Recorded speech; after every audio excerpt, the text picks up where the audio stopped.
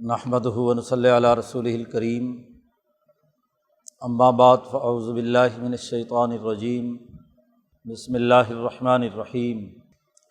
قال اللہ تبارک و تعالی: یا ایہا الذین آمنوا اتقوا اللہ ولتنظر نفس ما قدمت لغد واتقوا اللہ ان اللہ خبیر بما تعملون۔ وقال النبی صلی اللہ علیہ وسلم: کانت بنو اسرائیل تسوسهم الانبیاء کلما ہلک نبی خالفہ نبی آخر الا لا نبی بعدی سیکون خلفاء فیکثرون۔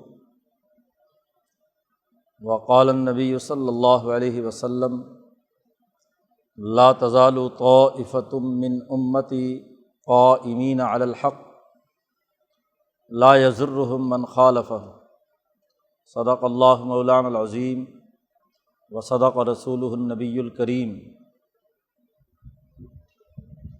معزز دوستو، دین اسلام کی جامع تعلیمات ہمیں دنیا اور آخرت میں کامیاب بنانے کا ایک مکمل پروگرام دیتی ہیں۔ انسانیت اللہ کو محبوب ہے، اس لیے اللہ تبارک و تعالی انسانیت کو دنیا اور آخرت میں کامیاب بنانے کے لیے واضح ہدایات اور ایک مکمل اور جامع پروگرام کتاب مقدس قرآن حکیم اور نبی اکرم صلی اللہ علیہ وسلم کی سیرت کی روشنی میں بیان کرتے ہیں۔ انسان کے لیے سب سے اہم ترین بات یہ ہے کہ وہ انسان بنے۔ انسان کا انسان بننا سب سے پہلی ترجیح ہے، باقی تمام امور اس کے بعد کے ہیں۔ انسان حیوانات سے بالا تر ایک اعلیٰ درجے کی مخلوق ہے، اور فرشتوں سے بھی ایک پہلو سے جامع مخلوق ہونے کی وجہ سے،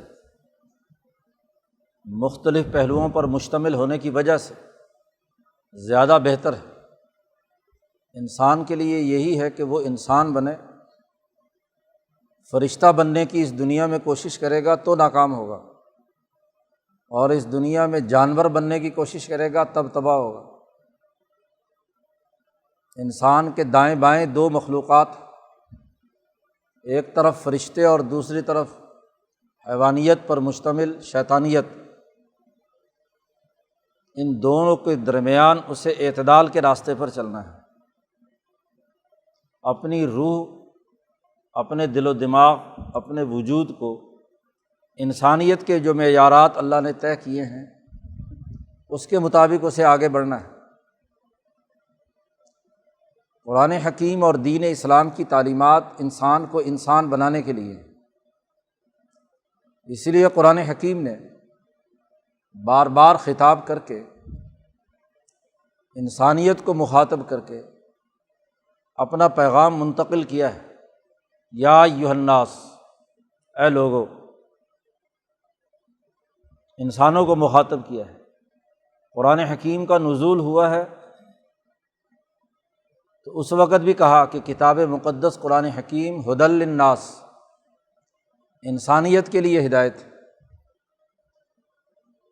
کسی خاص قوم یا مذہب یا خطے کی بات نہیں ہو رہی، انسانوں کے لیے ہدایت ہے کہ وہ انسان بن جائے۔ رسول اللہ صلی اللہ علیہ وسلم کا تعارف کرایا ہے تو وما ارسلناک الا رحمۃ للعالمین، کہ آپ کو ہم نے جو رسول بنا کر بھیجا ہے وہ تمام اقوام عالم، پوری انسانیت کے لیے رحمت بنا کر بھیجا ہے۔ صحابہ کا تذکرہ آیا ہے تو کنتم خیر امۃ اخرجت للناس، تم ایک بہترین امت ہو، انسانیت کے فائدے کے لیے کام کرنے والی۔ کتاب مقدس نازل ہوتا ہے تو واضح کر دیا گیا کہ لیحکم بین الناس بالحق، انسانوں کے درمیان عدل و انصاف کے ساتھ، حق کے ساتھ فیصلہ کریں۔ گویا کہ انسانیت قرآن کا موضوع ہے، اور انسانوں کی انسانیت یہ ہے کہ وہ دوسرے انسانوں کے ساتھ انس و محبت اور ان کے حقوق کی ادائیگی والا معاملہ کرے۔ ایک تو اپنے خالق و مالک اللہ رب العزت کو پہچانے، معرفت حاصل کرے، اس کے ساتھ تعلق قائم کرے، اور دوسرے یہ کہ وہ اپنے جیسے انسانوں کے حقوق ادا کرنے کے لیے، انسانوں کی ذمہ داریاں پوری کرنے کے لیے، اپنی انسانیت کو جگانے کے لیے کردار ادا کرے۔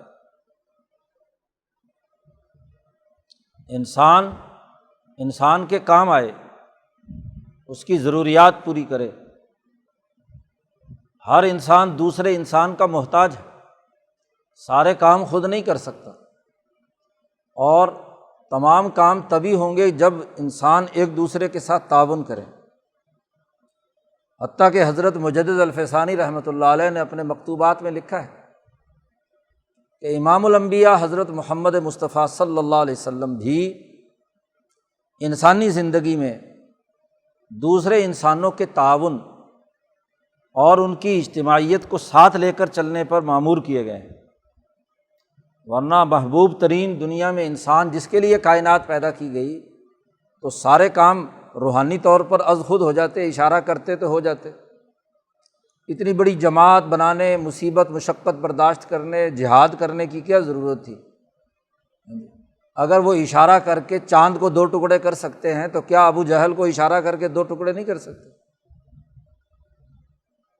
کیا ان ظالم شیطانوں کو، شیطنت کو دور کرنے کے لیے کوئی انگلی کا اشارہ نہیں ہو سکتا؟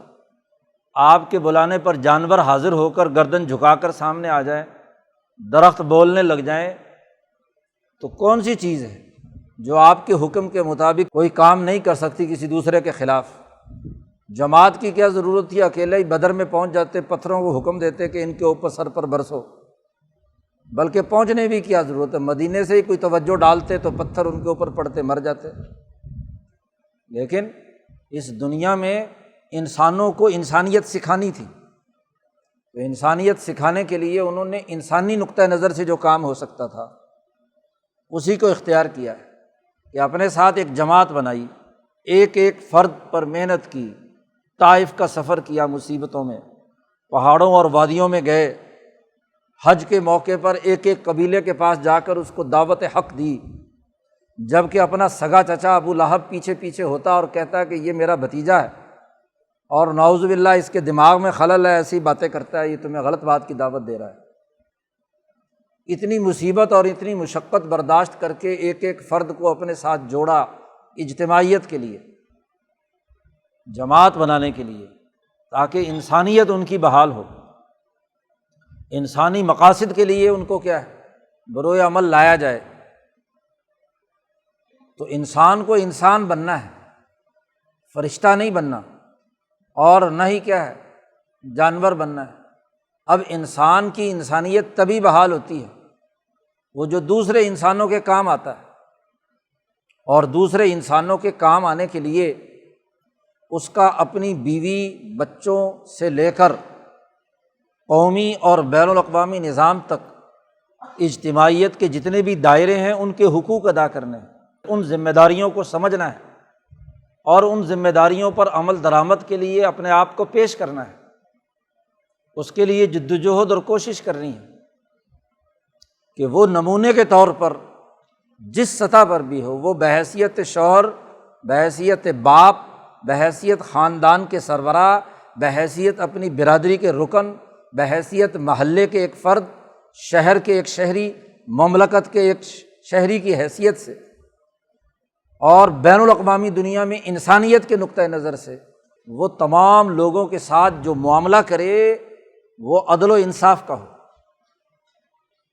قرآن حکیم نے کہا یا ایھا الانسان ما غرک بربک الکریم، اے انسان تجھ کو کس نے دھوکے میں مبتلا کر دیا رب کریم سے، کیوں تو بھول گیا اس رب کو، وہ رب الذی خلقک، جس نے تجھے پیدا کیا ہے، تیری تخلیق کی، تو نہیں تھا پھر تجھے درست کیا، تیرا مادہ صحیح کیا، فعدلک، اور تیرے اندر اعتدال پیدا کیا۔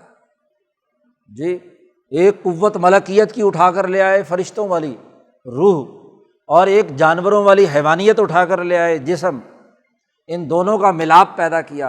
اور اگر دو چیزوں کی کسی جگہ پر کوئی حیات ترکیبیہ بنائی جائے، کوئی مرکب بنایا جائے، تو عام طور پر ان میں توازن نہیں رہتا، جی، یا ایک بڑھ جاتی ہے، اور خاص طور پر ایسی چیزیں ہوں جو دو متضاد چیزیں ہوں، تو ان کو ایک جگہ پر جمع کرنا اور ایسا کمبینیشن بنانا کہ جس میں کوئی کسی کے اوپر اتنا غلبہ نہ پا لے کہ دوسرا سرے سے فنا ہو جائے، خاصا مشکل ہے۔ تو ہم نے تجھے پیدا کیا، تخلیق کی، ایک طرف تیرا جسم بنتا جا رہا ہے، ماں کے پیٹ میں حیوانی تقاضے سے جو تمام اعمال ہوئے، اس کے نتیجے میں 3 مہینے تک تیرا جسم بنا، ہڈیاں بنی، گوشت بنا، پوست بنا۔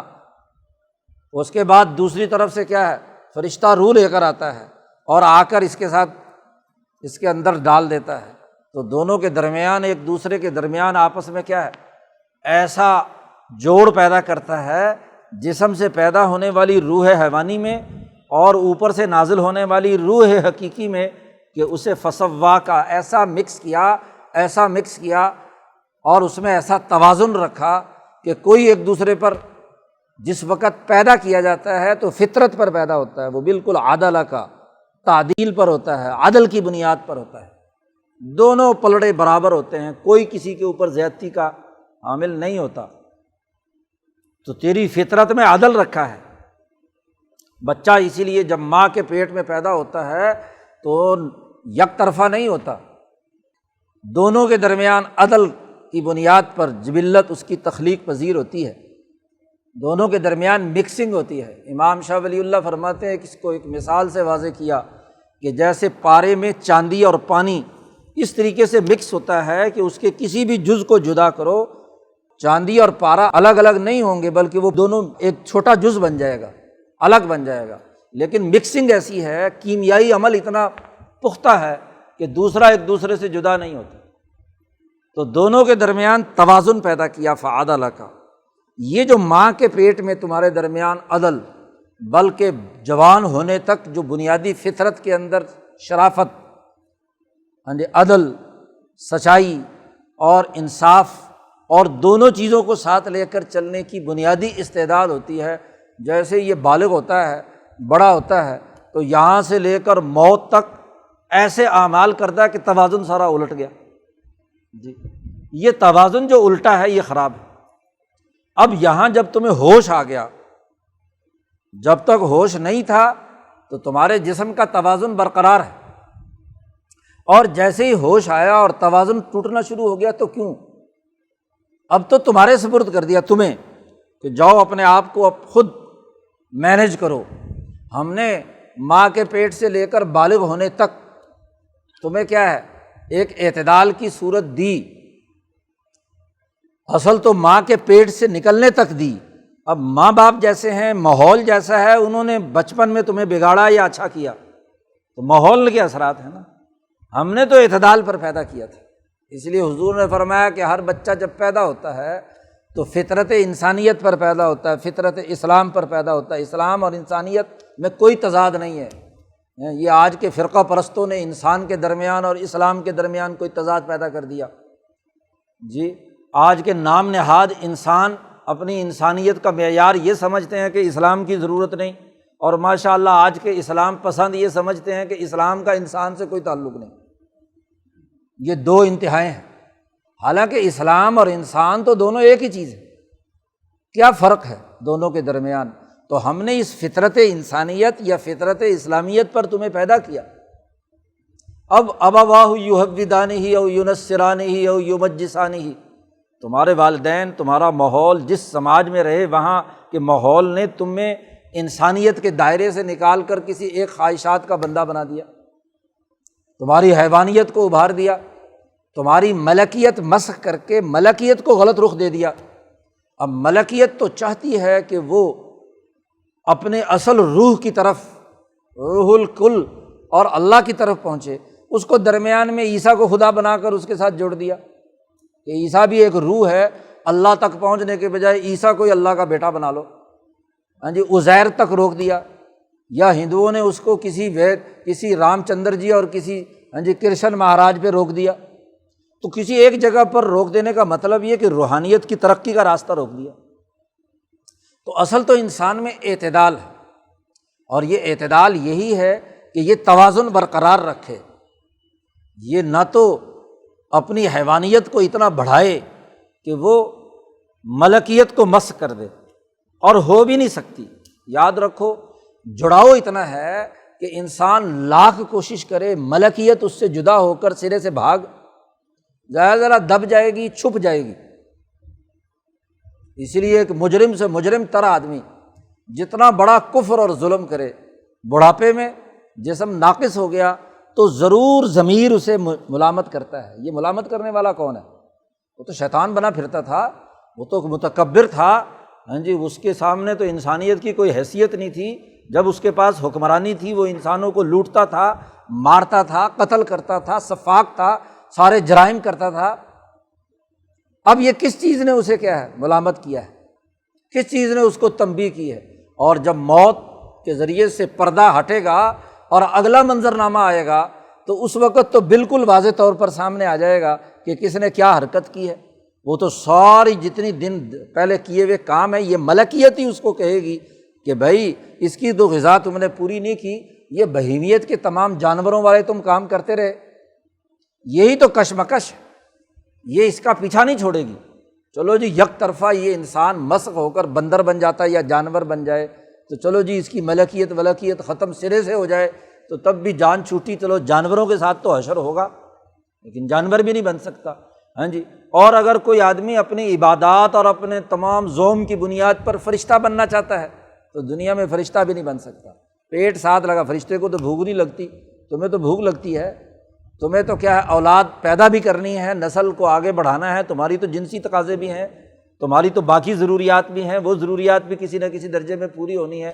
تو اگر بڑے سے بڑا صوفی ولی بلکہ نبی بھی چاہے کہ اس دنیا میں رہتے ہوئے صرف فرشتہ بن کر اڑے تو نہیں اڑ سکتا۔ اس کے ساتھ جو اس کی ملکیت کے ساتھ اس کی بہیمیت جوڑ دی گئی ہے، اس کی حیوانیت اس کے ساتھ پیوست کر دی گئی ہے، وہ جو پتھر اس کے ساتھ باندھ دیا گیا اس کی ساری پرواز کو روک دے گا۔ اس کو اپنی محدودیتوں کو اور اپنی اس کرۂ ارض کے ساتھ جو تعلق ہے اس تعلق کے ساتھ اسے رہنا پڑے گا۔ تو نہ انسان اس دنیا میں اس درجے میں جا سکتا نہ اس درجے میں جا سکتا ہے۔ اعتدال کی حالت ہے، اعتدال کی حالت پیدا کرنا ہے، اور اعتدال کی حالت یہ ہے کہ اللہ کے ساتھ سچا تعلق قائم کرے اور انسانوں کے حقوق ادا کرے، لوگوں کی ضروریات پوری کرے، لوگوں کے مسائل عدل و انصاف اور توازن کے ساتھ۔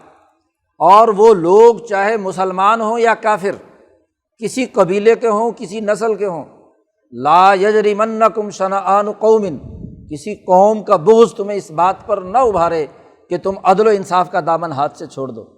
تمہیں تو عدل و انصاف ہر حال میں کرنا ہے، کیونکہ عدالہ کے ذریعے سے جو اعتدال تمہارے وجود میں ماں کے پیٹ میں رکھ دیا گیا ہے اس کا تقاضا ہے کہ تمہیں اس عدل کو قائم کرنے کے لیے، اس عدل کے حصول کے لیے جدوجہد اور کوشش کرنی ہے۔ اعدلو، عدل کرو، کہ اس سے بڑھ کر تقویٰ کا اور کوئی راستہ نہیں ہے۔ ہوا اقرب للتقویٰ، تقویٰ صرف تسبیح گھمانے یا علیحدگی اختیار کرنے، انسانوں سے دور بھاگنے، یہ تو ذہنی مریض ہے جو انسانوں سے دور بھاگتا ہے۔ یہ تو کیا ہے، عدل و انصاف کیا کرے گا، یہ تقویٰ کیا حاصل کرے گا؟ تقویٰ کے لیے تو اندر رہ کر پھر اعتدال کی حالت پر رہنا۔ اب وہ لوگ جو اس کسی بھی نظم و ضبط کے ذمہ دار ہیں، ان کی ذمہ داری سب سے بڑی ہے کہ وہ اس عدل و انصاف کے قیام کے لیے ماحول فراہم کریں۔ بچہ تو، باقی افراد تو اس ماحول سے متاثر ہوتے ہیں۔ اس لیے نبی اکرم صلی اللہ علیہ وسلم اور انبیاء علیہم السلام کی تعلیمات کا بنیادی نقطہ یہ ہے کہ جب انسانیت کی بنیادی ضرورت عدل و انصاف پر پوری ہونی ہے تو حکمران طبقے کے لیے لازمی اور ذمہ داری ہے کہ وہ عدل و انصاف کا معیار اور نمونہ قائم کرے۔ بچہ گھر میں پیدا ہوتا ہے، وہاں کا حکمران باپ ہے، جی، اس باپ کی ذمہ داری ہے کہ وہ عدل و انصاف کی سوچ کو آگے بڑھائے۔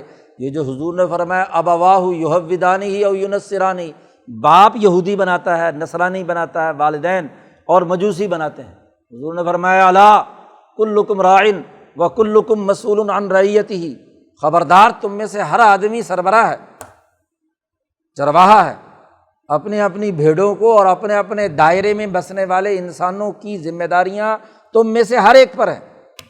کوئی گھر کا سربراہ ہے تو اپنے گھر کے تمام افراد کا ذمہ دار ہے، کوئی محلے کا چودھری ہے تو اسے محلے کی ذمہ داریاں پوری کرنی ہے، کوئی شہر کا نمائندہ ہے تو اسے شہر کی ضروریات کو پورا کرنا ہے، ہاں جی، کسی علاقے کا وہ منتخب MNA MPA ہے تو اسے وہاں کے لوگوں کے حقوق کی ادائیگی کے لیے کام کرنا ہے، وہ کسی صوبے کا سربراہ ہے تو اسے اپنے صوبے میں، ضلع کا سربراہ ہے تو ضلع میں، اور اگر پورے ملک کا سربراہ ہے تو اس کے لیے، اور اگر وہ حسن اتفاق یا سوء اتفاق سے بین الاقوامی سربراہ بن گیا ہے تو اسے تمام اقوام عالم کی ذمہ داریاں پوری کرنی ہیں۔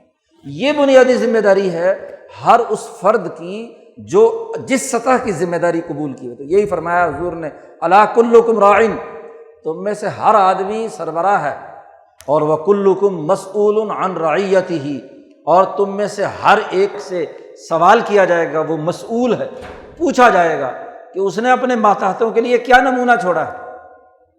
حضور نے فرمایا کہ حتی المرأۃ راعیۃ فی بیت زوجہا، حتیٰ کہ خاتون خانہ عورت اپنے خامند کے گھر کی سربراہ ہے۔ مرد تو سارا دن ہاں جی ملازمت، محنت، مشقت اور معاشی باہر کی سرگرمیوں میں مصروف ہے، گھر کا نظم و نسق اس کی مینیجر، اس کی حکمران عورت ہے، خاتون ہے، اور اسے وہی مسئولۃ، اس سے بھی سوال کیا جائے گا کہ اس نے اس گھر کے حفاظت اور تحفظ کے لیے، اپنی عزت و عصمت کے لیے، اپنے بچوں کی تربیت کے لیے، شوہر کے مال کے خرچ کرنے کی ذمہ داریوں کے لیے، اپنے گھر کو سلیقے کے ساتھ چلانے کے لیے کیا کام کیا۔ انتہا پسندی تو نہیں تھی، بے جا سختی تو نہیں تھی، پٹائی بلا وجہ سے کیا ہے بچوں کی تو نہیں تھی، غصہ اتارنے کا عمل تو نہیں تھا، ظلم اور زیادتی تو نہیں تھی، بد اخلاقی تو نہیں کی گئی، وغیرہ وغیرہ، اس سے بھی سوال کیا جائے گا۔ تو آپ دیکھیے کہ جب ہر سطح کے حکمران کو مخاطب بنا کر ذمہ دار بنایا گیا، اور حکمران سسٹم کا نمائندہ ہوتا ہے، سسٹم کا سربراہ ہوتا ہے، وہ سسٹم چلاتا ہے، وہ طے کرتا ہے کہ کس وقت کھانا ملے گا، گھر کے اندر فرض کیا، اسکول کا پرنسپل طے کرے گا کہ کس وقت کون سا سبق ہوگا، کس وقت کس پر لیکچر ہوگا، شہر کا سربراہ طے کرے گا کہ کس وقت کون کون سے کام سر انجام پانے ہیں اور کون کون سے اس شہر کی شہریت کو برقرار رکھنے کے لیے ضروری ہیں۔ اس کا حکمران جو صوبے کا ہے، جس کی اتھارٹی ہے، جس کے دستخطوں سے سارا صوبے کا نظام چل رہا ہے، وہ ذمہ دار ہے۔ ریاست کا نظم و نسق جس کے پاس چل رہا ہے وہ ذمہ دار ہے، جس کے دستخطوں سے آئین، قانون، ضابطے اور قواعد اور حکمرانی کا نظام چل رہا ہے وہ ذمہ دار ہے۔ قانون ساز ادارہ ذمہ دار ہے کہ وہ کیا کام کر رہا تھا، اس نے انسانیت کے لیے اعتدال پر مبنی قانون بنایا اور اس پر عمل درآمد کیا، یا اس نے ظلم اور زیادتی اور بد اخلاقی کی بنیاد پر کیا۔ تو ماں سے، باپ سے، خاندان کے سربراہ سے، محلے کے چودھری سے، ہاں جی شہر کے میئر سے، بلدیہ کے چیئرمین سے، صوبے کے سربراہ سے، مملکت کے وزیر اعظم یا صدر سے، اور بین الاقوامی دنیا کی اقوام متحدہ کے سربراہ سے پوچھا جائے گا کہ جتنے ماتحت تمہارے لوگ تھے ان کے بارے میں تم نے کیا کیا کیا۔ عجیب بات ہے، دین اسلام کی تعلیمات بیان کرنے والے لوگ اس سسٹم کا تذکرہ نہیں کرتے، بس ہر آدمی خود نیک بن جائے۔ کیسے بن جائے بھی نیک؟ حضور تو فرما رہے ہیں ابواہ یحودانہ او ینصرانہ، حضور تو فرما رہے ہیں کہ حکمران جواب دہ ہے، جو بھی جس درجے کا سربراہ ہے۔ حضور تو سسٹم کی بات کر رہے ہیں، اور یہاں سسٹم سے مابرا ہو کر ذمہ دار لوگوں کو قرار دیا جا رہا ہے، ہاں جی کہ لوگ جو ہیں وہ ذمہ دار ہیں۔ جی لوگ سارے جھوٹ بولنا چھوڑ دیں تو سارا پاکستان ٹھیک ہو جائے گا۔ کیسے جھوٹ بولنا چھوڑ دیں؟ اگر یہاں کا حکمران جھوٹ بولتا ہے، جھوٹ کو فروغ دیتا ہے، لوگ جی نشہ کرنا چھوڑ دیں، کیسے چھوڑ دیں جی؟ اگر یہاں کا وفاقی وزیر قانون خود کیا ہے نشہ کی پڑیاں بانٹتا پھر رہا ہو تو پھر کیسے چھوڑ دیں؟ ہاں جی خود لوگ فحاشی اور ریانی چھوڑ دیں جی، لڑکیوں کو دیکھنا چھوڑ دیں، تم ٹی وی کے اوپر تو ساری بدماشی کرو، ہاں جی سارے ڈرامے دکھاؤ، ساری فحاشی اور ریانی قانوناً جائز قرار دو، موبائل ہر ایک کے ہاتھ میں پکڑا دو، نیٹ کی رسائی تک ہر طرح کی ویڈیو ڈاؤن لوڈ کرنے کی اجازت دے دو اور پھر کہو جو بچوں یہ نہ دیکھنا، کیا مسئلہ ہے؟ بھائی ذمہ دار تم ہو، سسٹم ذمہ دار ہے۔ اس لیے قرآن حکیم نے جہاں بھی مخاطب کیا اس حکمران طبقے کو جس کے نتیجے میں انسانیت اچھی ہوتی ہے یا بگڑتی ہے، اس لیے فرمایا الناس علی دین ملوکہم، لوگ اپنے حکمرانوں کے دین، ان کی سوچ، ان کے سسٹم کے تابع ہوتے ہیں۔ لوگ وہی کچھ کرتے ہیں جو ان کے سربراہ کرتے ہیں۔ وہ جھوٹ بولے جی، رات کو معاہدہ کریں، صبح کہیں رات گئی بات گئی، او جی مٹی پاؤ جی، یہ کوئی معاہدہ سیاسی معاہدہ تھا، یہ کوئی کیا ہے درست، کوئی ضروری قرآن و حدیث تھوڑا ہی ہے، معاہدہ ہے، اور معاہدہ اور میثاق ہی قرآن ہے، اور ہر میثاق کو قرآن نے سپورٹ دی ہے۔ قرآن کیا ہے؟ قرآن بھی ایک معاہدہ ہے، معاہدے کے تحت نازل ہوا ہے جی۔ قرآن حکیم بار بار اس بات کو بیان کرتا ہے کہ دیکھو تم پر ہم جو ذمہ داری عائد کر رہے ہیں وہ اس لیے کہ وَإِذْ أَخَذْنَا مِيثَاقَكُمْ، ہم نے تم سے میثاق لیا تھا، پوچھا تھا، تمہاری جب روحیں پیدا کی تھی تو پوچھا تھا أَلَسْتُ بِرَبِّكُمْ، کیا میں تمہارا رب نہیں ہوں؟ تو تم نے کہا تھا کہ ہاں بلا۔ اس میثاق کے تحت قرآن نازل ہوا ہے۔ اس وقت ہم نے تم سے میثاق لیا تھا کہ میں تمہاری طرف رسول بھیجوں گا تو میری رسولوں کی بات ماننی ہوگی، میں ان پر کتابیں نازل کروں گا، ان کی بات ماننی ہوگی۔ بنی اسرائیل سے الگ معاہدہ، اللہ نے انبیاء سے بھی معاہدہ کیا، ہم وَإِذْ أَخَذْنَا مِيثَاقَ النَّبِيِّينَ، ہم نبیوں سے میثاق ہم نے لیا کہ دیکھو ہم تمہیں کتاب اور حکمت دیں گے اور تمہاری ذمہ داری یہ ہوگی کہ اس کے مطابق لوگوں تک علم و فکر، نظریہ اور نظام قائم کرنے کی ذمہ داریاں پوری کرو گے۔ تو اللہ تعالیٰ تو دنیا کا، کائنات کا نظام، انسانوں کا نظام معاہدات پر چلا رہے ہیں۔ قرآن نے ان لوگوں کو انسانیت دشمن، فاسق و فاجر، ظالم اور گمراہ قرار دیا ہے جو الذین ینقضون عہد اللہ من بعد میثاقہ، وہ لوگ جو اللہ سے عہد کرتے ہیں، اللہ کے نام پر عہد کرتے ہیں اور پھر اسے توڑتے ہیں۔ دنیا کا کون سا معاشرہ ہے کہ جہاں کے سربراہان مملکت اپنے سوسائٹی میں موجود تمام امور کا حلف کسی نہ کسی، جس کو وہ رام کہیں، گاڈ کہیں، خدا کہیں، اللہ کہیں، اس کے نام پر نہیں اٹھاتے؟ آج دنیا کا سب سے بڑی طاقت رکھنے والا امریکہ کا صدر بائبل پہ ہاتھ رکھ کر اٹھاتا ہے۔ بائبل کس نے نازل کی ہے؟ کیوں بائبل پر اٹھاتا ہے؟ اس لیے کہ اللہ نے نازل کیا جی۔ آپ دیکھیے کہ دنیا کے یہ لوگ اس اللہ کے نام پر اور یاد رکھو جب بھی آپ نے کسی دوسرے انسان سے معاہدہ کیا، اللہ کی قسم نہ بھی اٹھائی ہو، وہ اللہ سے معاہدہ کیا۔ ہر معاہدہ جی جو سچائی پر مبنی ہے، بر و تقوی کی اساس پر ہے، انسانی حقوق کی پاسداری کا ہے، وہ قرآن و سنت ہے۔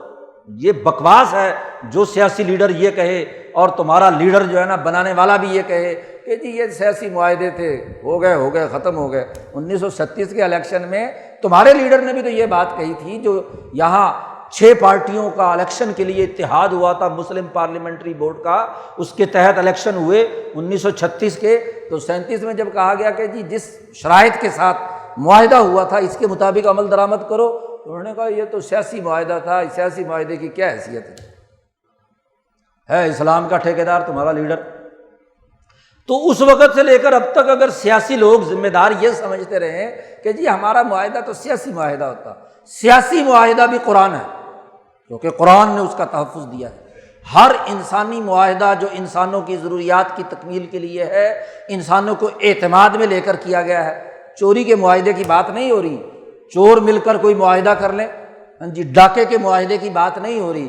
انسانیت کے اصولوں اور ترقی کا جو بھی معاہدہ ہوگا اس کا سپورٹر کون ہے؟ قرآن ہے۔ وہ قرآن کا منکر ہے جو معاہدہ کر کے معاہدے سے توڑ دیتا ہے۔ حضور صلی اللہ علیہ وسلم نے یہودی سے معاہدہ کیا تھا نا، وعدہ کیا تھا کہ جی فلاں درخت کے نیچے کھڑے ہوں گے، تو حضور صلی اللہ علیہ وسلم 3 دن کیوں کھڑے رہے جی؟ کہ جی یہ تو معاہدہ تھا، یہودی سے کیا ہے، کافر سے معاہدہ کون سا کوئی پورا کرنا ضروری ہے؟ تمہارا نبی تو 3 دن کھڑے رہے اپنے معاہدے پر، اور یہاں کہتے ہیں معاہدہ رات گئی بات گئی، یہ سیاسی معاہدہ تھا۔ ہر معاہدے کو نبی اس کے بغیر نہیں کھڑا ہو سکتا کہ نبی کو پتہ ہے کہ یہ جو معاہدہ میں نے زبان کی ہے اس کا نگران اور محافظ اللہ تبارک و تعالیٰ ہے۔ اس سے پوچھ ہوگی کہ میں نے یہ جو معاہدہ کیا اس کو پورا کیا یا نہیں کیا، تو ہر آدمی سے اپنے معاہدے کے بارے میں سوال کیا جائے گا۔ اسی کے لیے قرآن حکیم نے قیامت کا نقشہ کھینچا۔ قرآن نے کہا دیکھو ذرا یاد کرو وہ سفاک حکمرانوں، وہ سسٹم چلانے والے ظالموں، وہ وزراء اور مشیروں، وہ حکمران طبقوں، وہ سرمایہ دار طبقوں، ذرا غور و فکر کرو۔ اذا السماء انفطرت، قرآن نے کہا نقشہ غور کرو، اس منظر کو دیکھو کہ یہ جو آسمان تمہیں تحفظ دے رہا ہے یہ پھٹ جائے گا۔ جی اذا السماء انفطرت، اور کیا ہوگا؟ یہ جو سمندروں کا پانی تم پر آ رہا ہے یہ ابل آئے گا۔ بحار فجرت وَإِذَا الْجِبَالُ سُيِّرَتْ، پہاڑ روئی کے گالے کی طرف دوڑنے لگ جائیں گے، زمین ٹوٹ پھوٹ جائے گی، ہاں جی سورج مٹیالہ ہو جائے گا، اس کی روشنی ختم ہو جائے گی، ہاں جی انقدرت۔ ذرا منظرنامہ دیکھو، قیامت کا منظرنامہ قرآن نے کہا۔ اور یہ ساری چیزیں جب ٹوٹ پھوٹ جائیں گی تو علمت نفس ما قدمت واخرت، ہر انسانی نفس جان لے گا آئینے کی طرح، اس کا وجود جب ٹوٹ پھوٹ ہوگا تو اس کا نفس جان لے گا، آئینہ سامنے آئے گا کہ اس نے اپنی 60-70 سال کی پوری زندگی میں بالغ ہونے سے لے کر موت تک کیا کیا کام کیے ہیں۔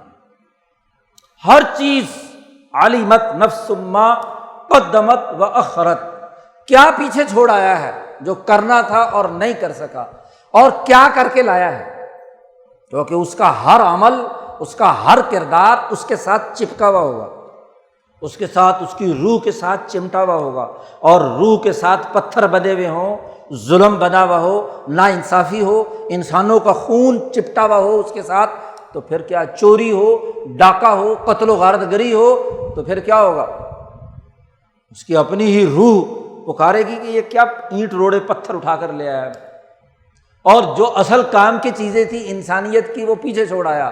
پیچھے والے یا باتیں یاد آئیں گی، جیسے ضمیر جب کچوکے لگاتا ہے تو ماضی یاد آتا ہے، اور ماضی کی ایک ایک حرکت کہ یار یہ کیسے میں نے بے وقوفی کا کام کیا، یہ میں نے کیسے کیا ہے غلط کام میرے سے ہو کیسے گیا۔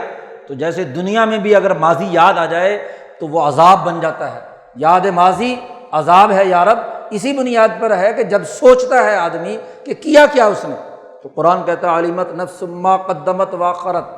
اور یہیں پر قرآن نے کہا یا ایھا الانسان ما غرک بربک الکریم، اللہ میاں پوچھے گا کہ ہاں بھائی سنا انسان، جی ما غرک بربک الکریم، کس نے تجھے دھوکے میں مبتلا کر دیا تھا رب کریم سے، الذی خلقک، جس نے تجھے پیدا کیا تھا، فسواک فعدلک، تجھے کیا ہے اعتدال کی حالت پر پیدا کیا تھا، یہ توازن کیوں بگڑ گیا تیرا، غیر متوازن کیوں ہو گیا؟ اور پھر یہ قرآن حکیم نے ان لوگوں کے لیے منظرنامہ کھینچا ہے جو سرمایہ پرست ہیں، جو متکبر ہیں، جو حکمران ہیں، سوسائٹی کو یرغمال بنانے والے ہیں، حکمران طبقہ پیش نظر۔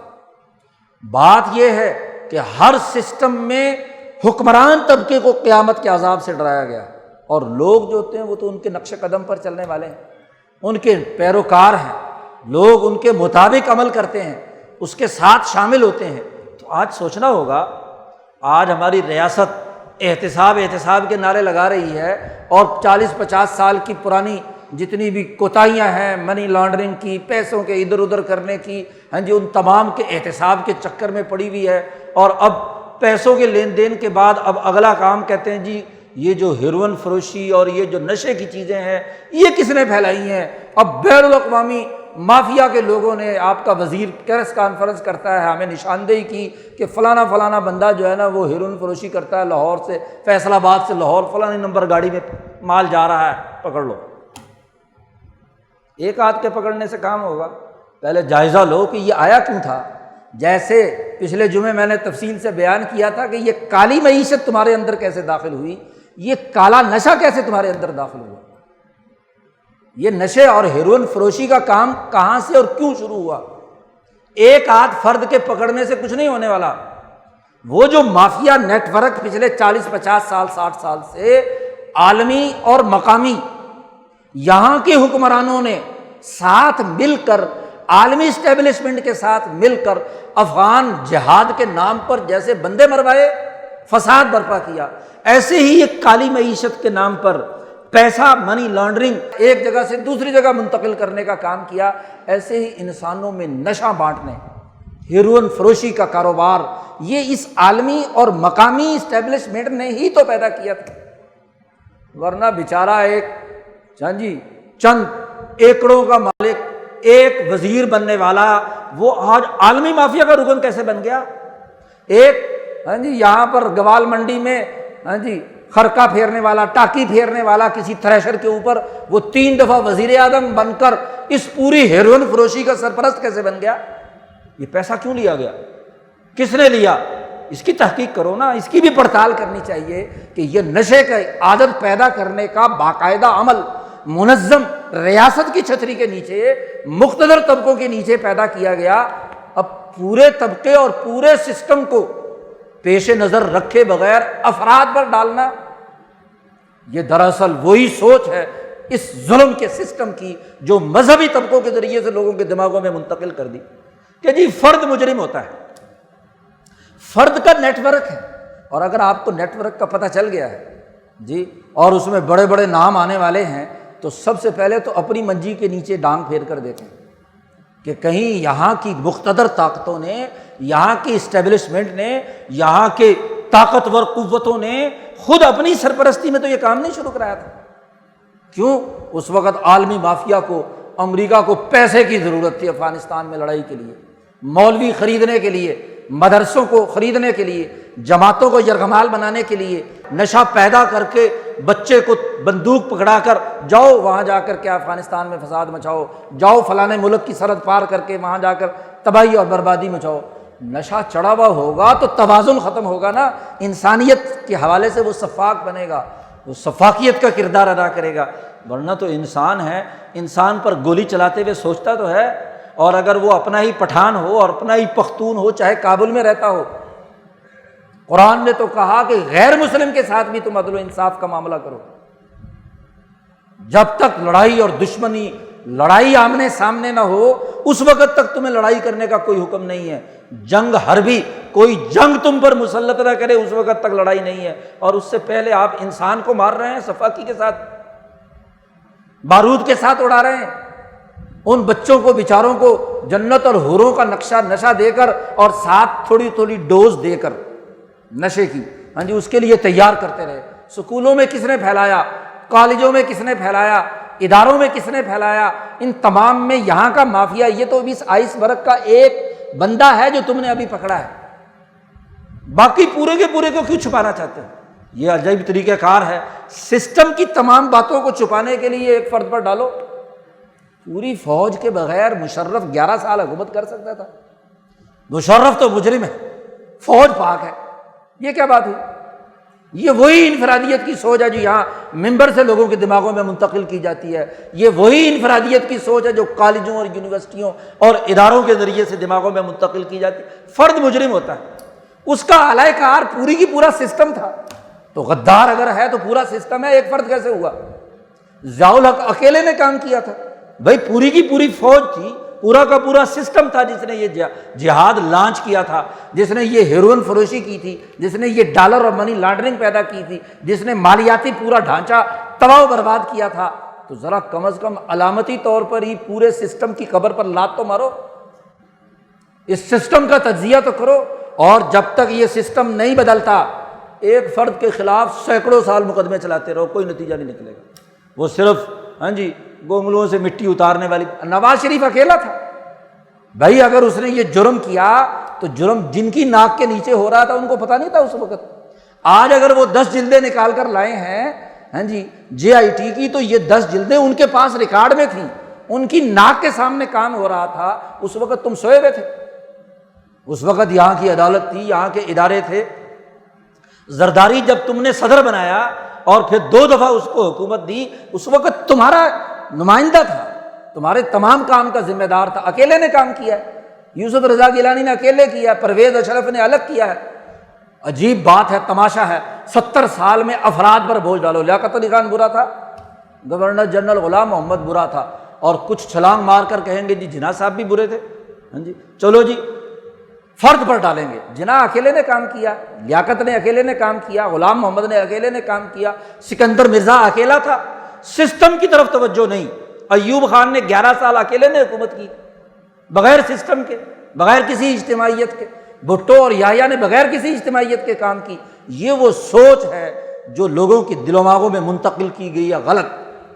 قرآن کہتا ہے ابواہ یحودانہ او ینصرانہ او یمجسانہ، والدین اور حکمران باپ ہوتا ہے، یاد رکھو، باپ کا کردار اسے ادا کرنا ہے۔ اور اگر باپ ہی نشہ بانٹ رہا ہو پیسے کے لیے، اور پیسہ بھی انٹرنیشنل مافیا کے پاس جا رہا ہو، اس کے پاس تو اپنا حصے پتی کا ہی پیسہ آتا ہے جو مجرم اور جرم کرنے والا ہوتا ہے۔ ہر نیچے والا مجرم وہ تو صرف اپنے حصہ پتی رکھ کر اوپر والے کو دیتا ہے، سسٹم کا مطلب ہی ہے۔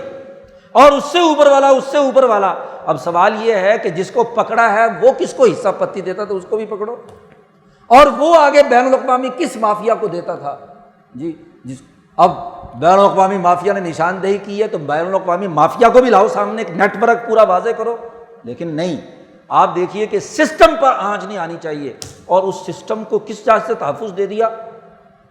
ایک خود ساختہ بر و تقویٰ کی بنیاد پر نہیں، اسم و عدوان کی بنیاد پر ایک نام نہاد لیگل ڈاکومنٹ آئین کے نام سے ملک اور ریاست پر مسلط کر دیا کہ جی آئین تحفظ دیتا ہے اداروں کو، اداروں کو آئین تحفظ دیتا ہے، ادارے سیاہ کریں سفید کریں جو بھی کریں، ظلم کریں، الیکشن کے نام پر سلیکشن کریں، ادارے جو ہے وہ ظلم اور زیادتی کا نظام بنائیں، جھوٹی عدالتیں قائم کریں، انصاف فراہم نہ کریں، انسانیت کی تباہی کے فیصلے کریں، وہ ہیروئن فروشی کو پورا تحفظ فراہم کریں، وہ جہاد کے نام پر نان اسٹیٹ ایکٹر پیدا کریں، وغیرہ وغیرہ کریں، ادارے کو ہی تحفظ ہے۔ عجیب تماشا ہے، یہ 200-250 سال سے جو دنیا میں دجل کا نظام قائم ہے، بین الاقوامی یہ جو سسٹم قائم ہے دجل اور فریب کا، بہت خوشنما لباس میں ہے۔ ملمہ کاری جمہوریت کا عنوان ہے، عدل و انصاف کا عنوان ہے، مساوات کا عنوان ہے، لبرلزم کا عنوان ہے، لیکن اس کے اندر جو مافیاز کو تحفظ دینے کا پورا عمل ہے وہ اسی طرح موجود ہے۔ تو کیسا آئین، کیسا ضابطہ؟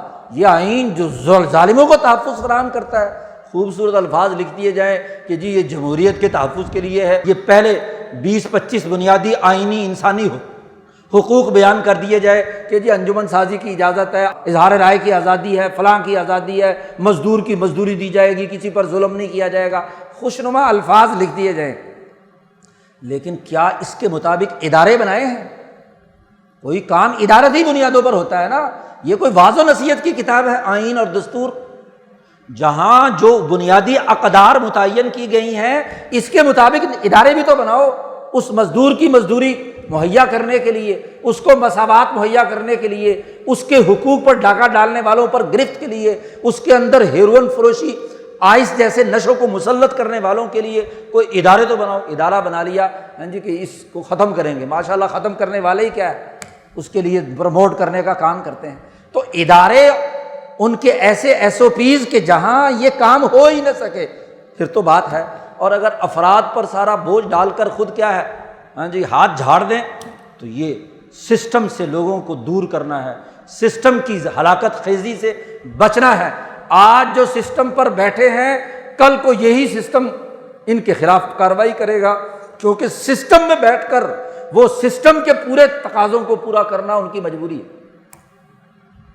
اس لیے آپ 70 سالوں کے حکمرانوں کو دیکھو، الیکشن سے پہلے اتنے نعرے لگائیں گے، یہ کر دیں گے، وہ کر دیں گے، ایسے کریں گے، IMF کے پاس نہیں جائیں گے، فلانے کے پاس نہیں جائیں گے، قرض نہیں لیں گے، یوں نہیں کریں گے۔ تو کیوں جیسے حکمران بنتے ہیں تو پھر کیا شکنجے میں کس لیے جاتے ہیں؟ وہاں ان کی بولتی بند، اور وہ سارے کام کرتے ہیں جو ان سے پہلے والا حکمران کر کے گیا ہوتا۔ کیوں؟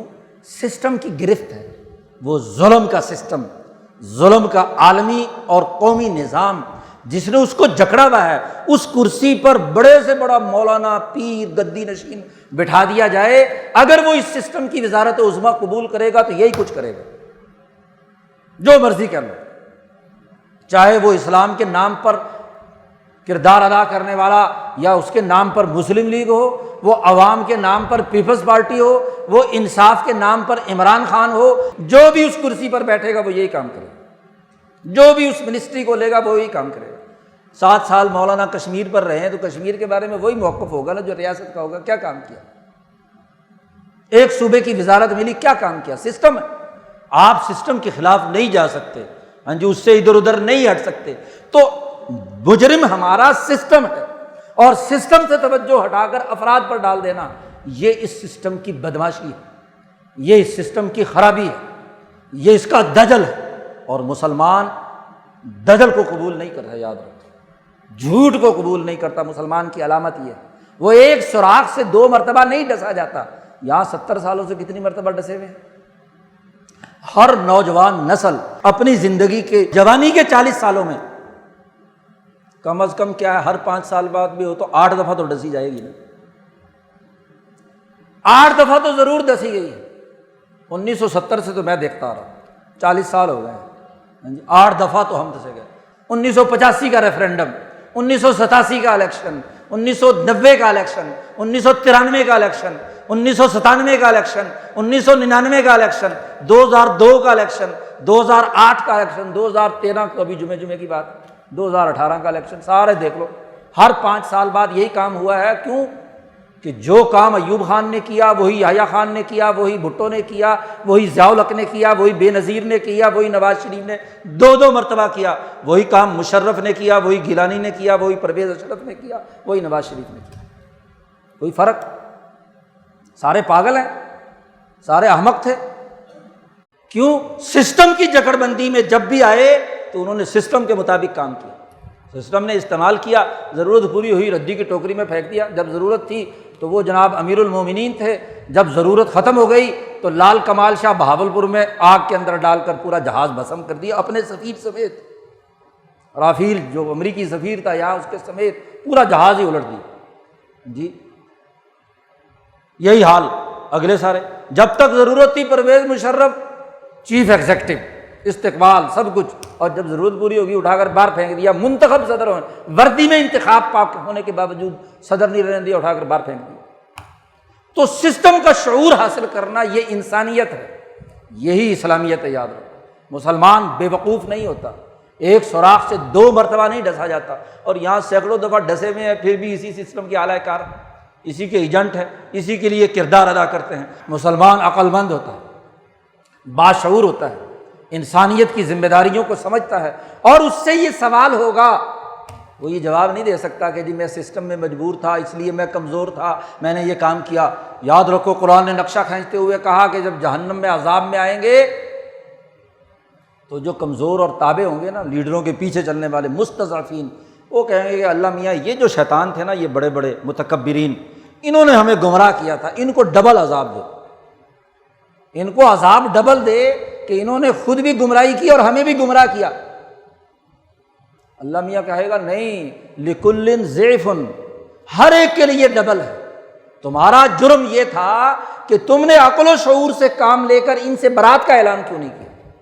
تم بھی چھوٹے موٹے مفادات اٹھانے کے لیے، اور نہیں تو چلو سرکاری پارٹی جھوٹنے کے لیے، سرکاری گاڑی جھوٹنے کے لیے، تم بھی تو کیا مفاد کے لیے جاتے تھے؟ ٹھیک ہے، تم ان کے تابع تھے، تم نے اپنی عقل استعمال نہیں کی، میں نے تمہیں عقل دی تھی، ہدایت دی تھی۔ یہی تو اللہ میاں نے یہاں پوچھے گا نا، یا ایھا الانسان ما غرک بربک الکریم، رب کریم سے کس چیز نے تجھے غفلت میں مبتلا کیا؟ میں نے تو تجھے عدل و انصاف کے ساتھ پیدا کیا تھا، تو نے اپنی عقل کیوں نہیں استعمال کی؟ تو نے انبیاء کی تعلیمات کے مطابق تجزیہ کیوں نہیں کیا؟ وہاں یہ عذر نہیں چلے گا کہ جی میں تو ان کا ورکر تھا، کھایا پیا تو انہوں نے، میں تو ویسے ہی۔ پھر مفت میں دوسروں کی خدمت سر انجام دینے والے کو عذاب بھی تو مفت میں ملنا چاہیے نا، ڈبل ملنا چاہیے۔ اس لیے اللہ میاں کہے گا لکل ضعف، ہر ایک کے لیے ڈبل ہوگا اور ہر ایک کو عذاب برابر کا ملے گا۔ یہاں ناانصافی نہیں ہوگی، کیونکہ تمہارے تعاون کے بغیر یہ کام کر نہیں سکتے تھے۔ اگر تم سارے لوگ یہاں کے عوام باشعور بن جائیں، یہاں کے 22 کروڑ لوگوں کی اکثریت کو سمجھ میں آ جائے کہ یہ سسٹم سفاک ہے، ظالم ہے، قاتل ہے، لٹیرا ہے، بد اخلاق ہے، ایسے ایسے کام کرتا ہے، تو تمہارا ووٹ اور تمہارا نوٹ اور تمہارا اس سسٹم کو اپنے سروں پر مسلط کرنا ختم ہونا چاہیے۔ اور اگر ختم ہوگا تو پھر کیا یہ سسٹم قائم رہ سکتا ہے؟ وہ ہمارے حضرت شاہ سید احمد صاحب رائے پوری فرمایا کرتے تھے، بھائی یہ سسٹم چلانے والے تو انگلیوں پہ گنے جا سکتے ہیں، 40 سیکرٹری ہیں جی، 34 ڈویژن ہیں ان کے سیکرٹری ہیں، وفاقی سیکرٹری، اور 4 صوبوں کے 4 چیف سیکرٹریز ہیں، تو 40 سیکرٹری ہیں، اور چلو جی ملا لو، ہاں جی پارلیمنٹ کے سارے ممبران کو، ہاں جی اداروں کے جو چیفز ہیں ان کو شامل کر لو، تو بڑی مشکل سے 1% یا 2% ہے، اور وہ 1-2% حکمرانی کر رہے ہیں 98% پر، ان کو آگے لگایا ہوا۔ تو حضرت کہتے تھے کہ اگر ان کے دفتروں میں ان کے کام کرنے والے باشعور بن جائیں کہ یہ سسٹم غلط ہے، اس کے SOPs صحیح نہیں ہے، یہ غلط کام کر رہے ہیں، اور ان کے ساتھ عدم تعاون کر دیں، لڑنا تو بعد کی بات ہے نا، لڑائی کی ضرورت ہی نہیں ہے، ہاں جی عدم تعاون کر دیں کہ جی ہم نہیں تمہارے ساتھ تعاون کرتے، لیکن اجتماعی طور پر اکیلا کرے گا تو اس کو تو کیا ہے، اگلے بھون کے رکھ دیں گے، اس کو تو تباہ کر کے رکھ دیں گے۔ طاقت اجتماعیت کی پیدا کر کے وہ کہہ دیں کہ جی ہم نے تمہارے ساتھ تعاون نہیں کرنا، تو یہ ٹھہر سکتے ہیں 98%۔ وہ جب ہندوستان کی آزادی کی تحریک چل رہی تھی تو یہاں کا ایک لیڈر روس کے حکمرانوں کے پاس گیا اور کہا کہ جی آپ ہمیں مدد دیں، ہم نے انگریزوں سے آزادی حاصل کرنی ہے۔ اس نے پوچھا کہ بھائی ہندوستان میں کتنے انگریز تم پر حکمرانی کر رہے ہیں؟ انہوں نے کہا کوئی 60-70 ہزار لاکھ کے قریب ہوں گے۔ اچھا ہندوستانی کتنے ہیں؟ جی وہ تو کروڑوں میں ہے، 9-10-11 کروڑ ہے۔ اچھا 10 کروڑ لوگوں کے اوپر 1 لاکھ انگریز حکمرانی کر رہے ہیں۔ سوال جب کیا تو کہا ذرا سوچو کیسے کروڑوں انسان ہیں کہ یہ 1 لاکھ سے آزادی حاصل نہیں کر سکتے، اور اس کے لیے کسی دوسری قوم کی ضرورت ہے کہ وہ آئے اور ان کے ساتھ تعاون کرے۔ جی بھائی تمہاری اپنی غیرت کہاں گئی؟ تمہاری اپنی انسانیت کیسے گئی؟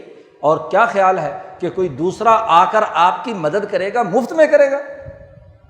وہ اگر اپنی 1 لاکھ فوج تمہیں دے گا تو انگریز کی 1 لاکھ کو نکال کر ہاں جی اپنی 1 لاکھ کے ذریعے سے اپنی حکمرانی تم پر قائم کرے گا۔ یہ بھی یہاں ایک بڑا ہاں جی چرچا ہے جی، چین آ کر ہمیں امریکہ سے آزادی دلائے گا۔ بھائی چین آ کر امریکہ سے آزادی دلائے گا تو چینی آئیں گے، اگر انہوں نے ہی آزادی دلانی ہے، تمہارے کام کرنا ہے، تو پھر امریکیوں کو بھگا کر پھر چینی حکومت کریں گے نا، ان کی حکمرانی ہوگی۔ تمہارا شعور مر گیا، تم اسی سسٹم کے ایجنٹ بن کر رہنا چاہتے ہو، تمہیں قرضے کی ہی بھیک چاہیے ہے، تو امریکہ کے قرضے کے بجائے چائنا کا قرضہ لینا شروع کر دیا تم نے، یعنی تم قرض خار ہی رہو گے، مقروض ہی رہو گے۔ اور جدید کیا قدیم دنیا میں بھی جو کسی کا قرض لیتا ہے وہ اسی کا غلام ہوتا ہے۔ سیاسی غلامی پر معاشی غلامی مسلط کرنے کا عمل ہوتا ہے۔ اس لیے اپنی طاقت پیدا کرو، اپنے اندر شعور پیدا کرو، اپنے گرد و پیش کے مسائل اور حقائق کا درست تناظر میں جائزہ لو۔ یہ مسلمان کی شناخت ہے، یہ ایک انسان کی خصوصیت ہے۔ ہر انسان آزادی پسند ہوتا ہے، اور یہاں ہم انسان بھی ہیں، مسلمان بھی ہیں، نظریہ ہی کوئی نہیں آزادی کا، غلامی کا نظریہ ہے کہ کسی نہ کسی نیچے لگنا ہے۔ اور تو اور مذہبی طبقہ مزید نشہ پھیلاتا ہے کہ جو اب جی کچھ نہیں ہو سکتا، تو امام مہدی آئیں گے تو وہی کام کریں گے، عیسیٰ آئیں گے تو وہی کام کریں گے، کوئی خمینی جیسا پیدا ہونا چاہیے ایک بندہ جو یہ کام کرے۔ تم مر گئے ہو۔ حضرت ایک اور مثال بھی دیا کرتے تھے کہ جی وہ نوجوان تھا، ہاں جی گھر کے اندر کوئی سانپ نکل آیا تو وہ ڈر کر کہتا ہو کسی مرد کو بلاؤ۔ عورتوں نے کہا بھائی صاحب آپ بھی تو مرد ہیں، اور کس مرد کو بلائیں؟ تو بات یہ کہ تم مرد ہو یا عورتیں ہو، تمہارا شعور کیوں مارا گیا؟ تمہاری آزادی کیوں سلب ہو گئی؟ تمہارے دماغوں پر قفل کیوں ہے؟ تم اپنے گرد و پیش کے حقائق کا جائزہ کیوں نہیں لیتے؟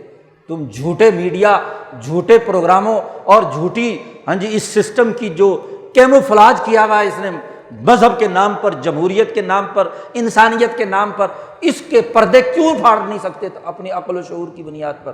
دنیا کی قوموں نے، چین کی قوموں نے یہ پردے پھاڑے، انقلاب برپا کیا، 50-60 سال میں آج امریکہ کے برابر پہنچ گئی۔ کم از کم اس کی دوست سے کچھ یہ بات ہی سیکھ لو، یا دوست کو بلا کر ملک حوالے کرنا ہے؟ دوستی کی حد تک ہوتا ہے، وہ آپ کی سرحد میں داخل ہو جائے تو وہ دوست کیسا ہے جی؟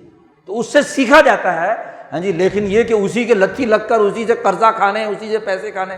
اب یہاں کے مافیا نے کہا، امریکہ کہتا ہے اچھا تمہیں 46 ارب ملتا ہے یا 56 ارب وہاں سے ملتا ہے سی پیک کے نام پر، تو میں اس سے زیادہ دینے کے لیے تیار ہوں، آؤ میں تمہارا وائٹ ہاؤس میں استقبال بھی کروں گا ہاں جی، اور جس ڈالر کے تم نادیدے ہو وہ ڈالر بھی دوں گا۔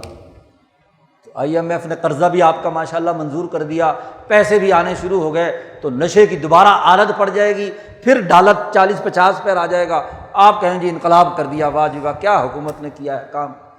بھائی اس سسٹم کا کیا ہوا؟ سسٹم تو وہی کا وہی ہے، جو کا تو ہے، کوئی سسٹم میں تبدیلی کی ہے؟ کوئی نہیں۔ قانون نیا بنایا ہو، کوئی ضابطہ نیا بنایا ہو، کوئی طریقہ کار وضع کیا ہو عدل و انصاف کا، وہ کچھ نہیں۔ اور الٹا جو بیچارے اپنی جیب سے تنخواہ دار ملازم ٹیکس ادا کرتا تھا، اس کی توہین و تذلیل کرتے ہوئے پچھلے 20 سال کے 10 سال کے لٹیروں کو کہا گیا کہ آؤ ایمنسٹی اسکیم کے تحت اور اپنی لوٹی ہوئی دولت کو جائز بنا لو، اتنے فیصد صرف پیسے دے کر۔ کیا آپ کا وزیر کہتا ہے کہ جی 75 ارب روپے آیا ہے، اور کل ان پورے مافیاز میں سے 1,25,000 لوگوں نے اس اسکیم کو قبول کیا ہے، باقیوں کے خلاف کیا آپ نے قانون سازی کی ہے؟ آج 5 تاریخ ہو گئی ہے، کریک ڈاؤن ہونا چاہیے تھا، اٹھا کر سب کو اگر بالفرض یہ جاری ضروری کرنا ضروری تھی، لیکن کیوں کہ خود حکمرانوں، خود یہاں کی مافیا، یہاں کی بیوروکریسی، یہاں کے مقتدر طبقے، یہاں کے صحافی جو ہیروئن فروش بھی ہیں، ہیروئن فروشوں کے لیے پروگرام بھی کرتے ہیں، ان کی حمایت میں بولتے ہیں، اور تو اور وہ مذہبی نمائندہ ہاں جی اویس نورانی وہ بھی چیخ رہا ہے ہاں جی سیاست کے نام پر، تو وہ بھی بول رہے ہیں ہاں جی ہیروئن فروشوں کو پکڑنے سے۔ تو آپ دیکھیے کہ اس کی بنیاد پر اگر یہاں شور و غوغا مچتا ہے تو قانون کیا ہے، قانون پر عمل درآمد کیا ہے، سسٹم کیا ہے؟ اور اگر آپ کا ہی سسٹم، FBR کے نمائندے وہ اپنا کھانا پینا بھتہ چھوڑ دیں گے، اس سسٹم کو آپ نے درست کیا ہے، وہ اگر نوٹس دیتے ہیں لاکھوں کروڑوں کا تو کہتے ہیں لو اتنا پیسے دو، اور ماشاءاللہ وکیل دستیاب ہے جی، جو فائلر بنانے والے ہیں وہ موجود ہیں ہاں جی، ان کے لیے چور راستہ بتانے کے لیے کہ یہ راستے ہیں، چلو جی اس راستے سے کیا ہے، چلو اس طریقے سے تحفظ فراہم کر لو۔ تو آپ دیکھیے کہ سسٹم جب تک درست نہیں ہوتا کچھ نہیں درست ہو سکتا، یہ سب دکھاوا ہے، تماشا ہے ہاں جی، انسانوں کو بے وقوف بنانا ہے، مسلمان کو احمق بنانا ہے، اور اگر مسلمان جب تک احمق اور بے وقوف بنتا رہے گا، جو کچھ اس نے آگے فیصلے کیے ہیں، عالمت نفس ما قدمت واخرت، آگے پیچھے کی تمام چیزیں اس کے سامنے آ جائیں گی، وہ تمام چیزیں کیا بھیجی ہیں وہ اس کے سامنے جب آئیں گی تو پتہ چل جائے گا کہ کیا بھاؤ بکتی ہے۔ آج اجتماعی طور پر ہمیں اپنی بے شعوری سے توبہ کرنی چاہیے، لا علمی اور جہالت کے پردے چاک کر دینے چاہیے، شعور، عقل، دین کا فہم، سسٹم کی سمجھ، اور معاملات کو اور حقائق کو اور مسائل کو درست تناظر میں سمجھنے اور اس کے مطابق فیصلہ کرنے کی اہلیت اور صلاحیت پیدا کرنی ہوگی، تبھی دنیا اور آخرت کی کامیابی ہے۔ اللہ تعالی ہمیں عقل و شعور نصیب فرمائے اور دنیا اور آخرت کی کامیابی نصیب فرمائے۔